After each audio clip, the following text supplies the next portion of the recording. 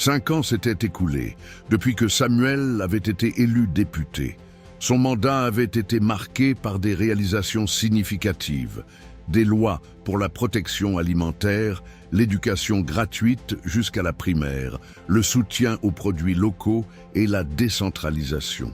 Cependant, Samuel savait que le chemin était encore long et semé d'embûches. Aujourd'hui, le moment était venu de poser sa candidature à l'élection présidentielle. Samuel avait toujours rêvé de conduire son pays vers un avenir meilleur, mais il savait que cette nouvelle étape serait plus difficile que jamais. La décision réunie avec son équipe dans son bureau, Samuel annonça « Je veux me porter candidat à la présidence.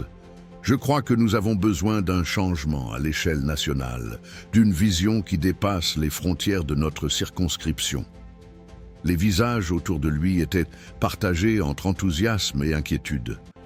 Marlene, toujours pragmatique, exprima ses doutes. « Samuel, la présidence est un défi immense.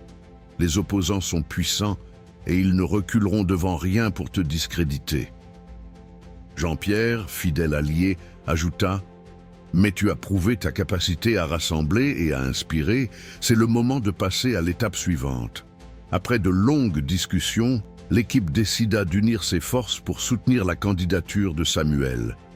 Ils savaient que la route serait semée d'embûches, mais ils étaient prêts à relever le défi, les premières difficultés. Dès l'annonce de sa candidature, Samuel fut confronté à une opposition féroce. Des groupes politiques rivaux, menés par des figures influentes, commencèrent à s'organiser pour saper sa campagne. Ils lançaient des rumeurs, tentaient de le discréditer et remettaient en question ses réalisations en tant que député. Lors d'une réunion publique, un adversaire lança « Samuel n'est qu'un rêveur. Ces lois ne sont que des promesses vides.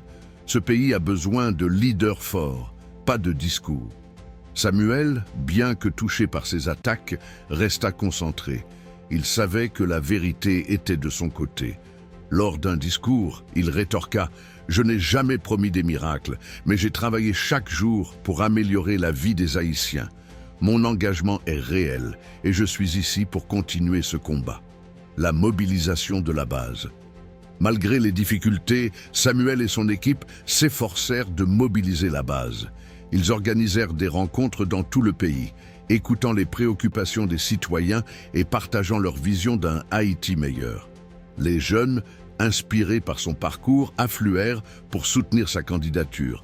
Nadia, toujours créative, proposa d'utiliser l'art pour toucher les cœurs. « Nous devons raconter notre histoire à travers la musique, la peinture, le théâtre. L'art peut rassembler et inspirer. Les artistes locaux se joignirent à eux, créant des œuvres qui célébraient l'espoir et le changement. Ces initiatives touchèrent de nombreux Haïtiens, ravivant l'espoir dans les cœurs. La tension monte. À l'approche des élections, la tension monta. Les attaques de l'opposition se firent plus virulentes et des manifestations éclatèrent dans certaines villes. Samuel et son équipe restèrent déterminés, continuant à prêcher l'unité et le respect. Lors d'un meeting, Samuel déclara avec passion « Nous ne devons pas laisser la peur nous diviser. Ensemble, nous sommes plus forts.